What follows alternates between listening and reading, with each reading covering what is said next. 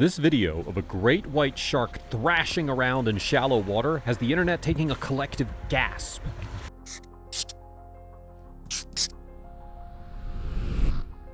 not often that we see such up-close and personal video of a great white shark in action, and when we do, it's generally hundreds of feet under the water via a brave soul holding a camera in a shark cage. But not this video.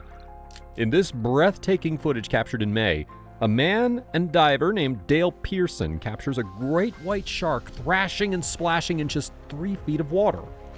He quickly determines that it's neither a pilot whale nor hammerhead, as he and his friend initially suspected. As you can see in the video, the great white appears to be badly wounded.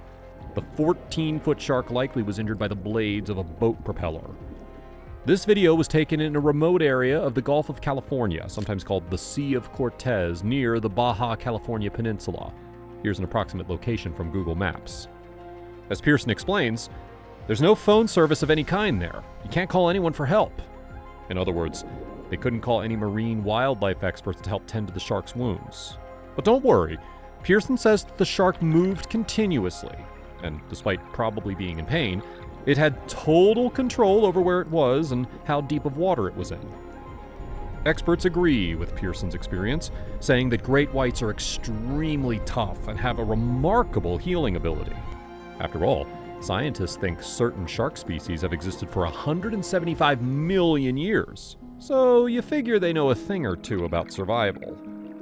And while many people are terrified of sharks, especially great whites, the reality is that 100 million sharks are killed by humans each year, and you are more likely to be killed by a falling coconut than a shark. So, was he stranded or just eating? In fact, as you can see in this footage, the people in the water are not injured by the shark, but by the stingrays in the water. Ouch. All 3 people in the water that day received injuries from stingrays, Pearson says. After weeks of antibiotics and medications, they will recover. Now, in case you still were considering approaching a shark in the water, which you shouldn't, those stingray injuries will probably convince you to stay away.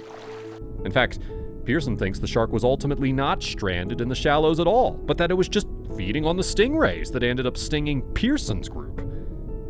As for the great white in this video, the story does have a happy ending. Pearson says, after 30 minutes in the shallow water, the shark swam away under its own power and was seen for the next 2 days. Back for more stingray supper, it is presumed. Check out the video, but be warned, Pearson is totally taken aback by his shark encounter, so he uses some pretty choice language. If you don't like swear words, you can simply mute your device and still enjoy this awesome footage. Whew. Glad to see this beautiful creature live to swim another day. To learn more about sharks and shark conservation efforts, please visit Project Aware.